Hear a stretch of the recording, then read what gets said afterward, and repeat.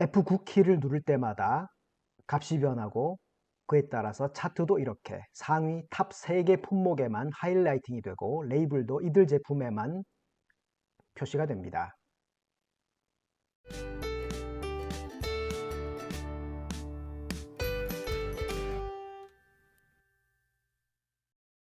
반갑습니다. 엑셀러 권현욱입니다. 엑셀 차트에서 데이터가 변경됨에 따라 차트의 특정한 계열, 예를 들어서 상위 3개 데이터 계열만 강조가 되도록 하려면 어떻게 해야 할까요? 아주 간단하게 해결하는 방법에 대해 소개하겠습니다. 품목별 요일별 데이터가 있습니다. 이 데이터를 이용해서 어떤 걸 만들어 볼 거냐 하면 이런 차트를 만들어 볼 겁니다. F9 키를 누를 때마다 값이 변하고 그에 따라서 차트도 이렇게 상위 탑 3개 품목에만 하이라이팅이 되고 레이블도 이들 제품에만 표시가 됩니다.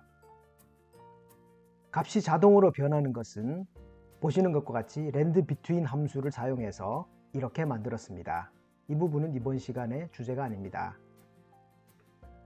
화면 오른쪽에 있는 이와 같은 형태의 차트를 만드는 방법에 대해 알아보도록 하겠습니다. 차트를 만들기 전에 데이터를 준비하겠습니다. 원본 데이터 내부를 선택을 해서 셀을 하나 선택합니다. 삽입 탭 표 그룹에서 표 명령을 클릭하거나 표를 만드는 단축키인 Ctrl T 키를 누릅니다. 머리글이 포함되어 있는지 확인을 하고 확인 버튼을 클릭합니다. 이렇게 데이터를 엑셀 표로 만들어 두면 나중에 데이터 범위가 변경되었을 때 차트에도 자동으로 반영되므로 편리합니다. 이렇게 해서 차트를 만들기 위한 준비는 끝났습니다. 이 데이터를 이용해서 차트를 만들어 보겠습니다.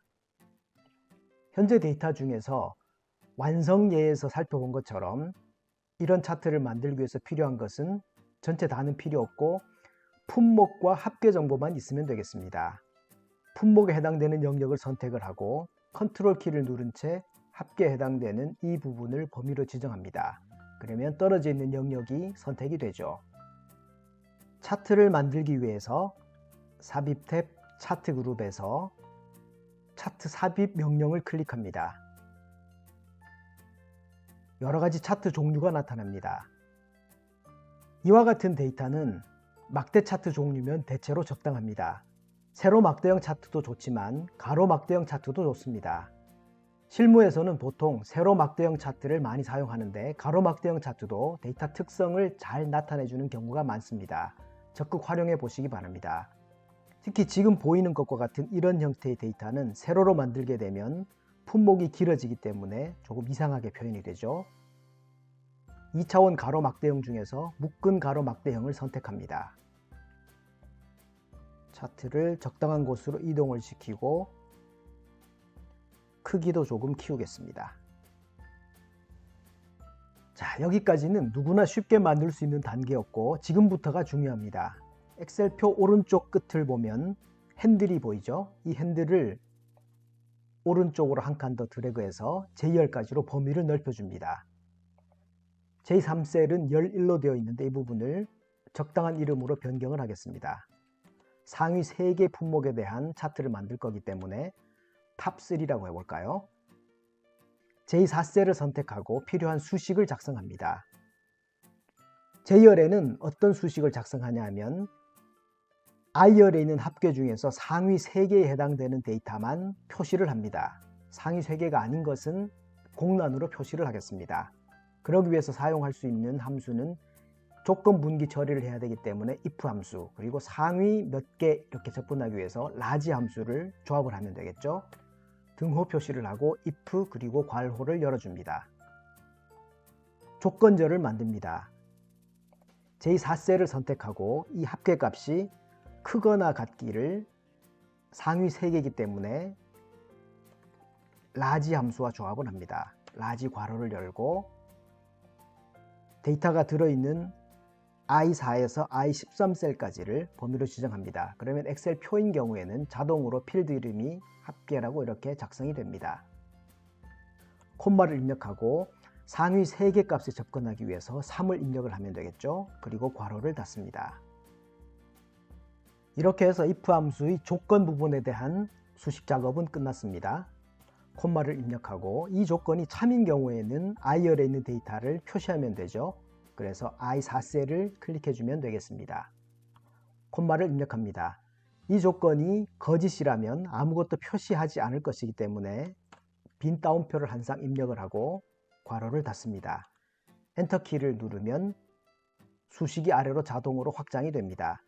수식이 아래로 채워지지 않으면 채우기 핸들을 이용해서 수식을 아래로 복사를 하시면 되겠습니다. 제2열에 새롭게 추가된 탑3 계열을 기존에 있던 차트에 추가를 해보겠습니다. 차트를 선택합니다. 차트 디자인 탭이 나타나고 차트 디자인 탭 중에서 데이터 그룹에 있는 데이터 선택 명령을 클릭합니다. 데이터 원본 선택 대화 상자가 나타나고요. 여기에서 추가 버튼을 클릭합니다. 계열 이름 란을 선택한 다음 제3셀을 선택하겠습니다. 그리고 계열 값을 선택하고 기존 내용은 지웁니다. 그런 다음 수식이 들어있는 J4에서 J13셀까지를 범위로 지정합니다. 확인 버튼을 클릭합니다. 데이터 원본 선택 대화 상자에서 다시 한번 확인을 클릭해 줍니다. 이렇게 하면 상위 3개에 해당되는 막대가 기존 막대 위에 이런 식으로 겹쳐져서 표시가 됩니다. 원하는 것과 비슷한 형태가 돼가는 것 같죠? 주황색 계열을 클릭하면 전체 주황색 계열이 선택이 됩니다. 이 상태에서 주황색 계열을 마우스 오른쪽 버튼으로 클릭하고 데이터 계열 서식 명령을 선택합니다. 데이터 계열 서식 작업창이 나타나죠. 이 작업창에서 계열 옵션 아이콘을 클릭하고 설정값 중에서 계열 겹치기가 0으로 되어 있습니다. 이 부분을 0이 아니라 100%로 수정을 합니다. 간격 너비도 100%로 수정을 합니다. 그리고 탭키를 누르거나 엔터키를 눌러주면 겹쳐져 있던 부분들이 하나로 말 그대로 겹쳐졌습니다. 데이터 계열 서식 작업창은 닫겠습니다. 완성리에서 봤을 때 상위 3개의 품목인 경우에는 계열 오른쪽에 이렇게 값이 표시가 되어 있었죠. 주황색 계열을 마우스 오른쪽 버튼으로 클릭하고 데이터 레이블 추가 명령을 클릭합니다. 여기까지만 진행하더라도 우리가 하고자 하는 핵심적인 작업은 끝났습니다. 그렇죠? 차트에 몇 가지 서식을 변경을 해서 완성도를 조금 높여보도록 하겠습니다. 차트에 제목을 추가를 하고 셀과 연결을 해두면 편리합니다. 차트를 선택하면 오른쪽 위에 3개의 아이콘이 나타납니다. 이 중에서 맨 위에 있는 차트 요소 아이콘을 선택을 합니다. 차트 제목을 클릭을 하면 차트 제목 이렇게 표시가 되죠. 차트 제목이 선택된 상태에서 수식 입력줄을 클릭을 하고 등호 표시를 합니다. 그리고 차트의 제목으로 사용을 할 A1셀을 선택한 다음 엔터키를 눌러줍니다. 이렇게 하면 A1셀과 차트의 제목은 서로 연결이 되어 있기 때문에 A1셀의 내용을 변경을 하면 차트 제목도 자동으로 연동이 됩니다. 품목별 요일별 실적이라고 되어 있는 이 부분을 집계라는 단어를 추가를 해볼까요? 엔터를 누르면 실적 뒤에 집계라는 단어가 추가가 될 겁니다. 엔터를 눌러봅니다. 그렇죠? 축의 제목도 이 경우에는 굳이 숫자를 표시할 필요는 없을 것 같습니다. 상위 1위부터 3위까지는 이렇게 레이블 형태로 추가가 되어 있기 때문이죠. 차트를 선택하고 차트 요소 아이콘을 클릭합니다. 축 옆에 있는 화살표를 클릭한 다음 기본 가로축 옆에 있는 체크 표시를 해제를 합니다. 차트가 완성이 되었습니다. 이제는 F9키를 누를 때마다 재계산이 일어나게 되고 상위 3개 계열만 자동으로 강조 표시가 되는 차트가 완성이 되었습니다. F9키를 누를 때마다 재계산이 일어나서 데이터와 차트가 변경하게 되는 이유는 앞서 잠깐 말씀드린 것처럼 랜드비트윈이라는 함수를 사용했기 때문입니다. 이 함수에 대해서도 챙겨두시기 바랍니다. 한 가지만 더 알아볼까요? 만약 탑3라는 이 열이 좀 보기가 거슬린다 싶어서 이 상태에서 제2열을 마우스 오른쪽 버튼으로 클릭하고 숨기기를 선택하면 어떻게 될까요? 숨기기를 클릭해 보면 차트에서도 탑3 계열이 사라지게 되는 문제가 발생됩니다. 이 문제는 어떻게 해결할 수 있을까요? 차트를 클릭해서 선택을 합니다. 차트 디자인 탭이 나타나고 차트 디자인 탭 데이터 그룹에서 데이터 선택을 클릭합니다. 데이터 원본 선택 대화 상자에서 대화 상자 왼쪽 아래쪽에 보면 숨겨진 셀, 빈 셀이라는 버튼이 있습니다. 버튼을 클릭합니다.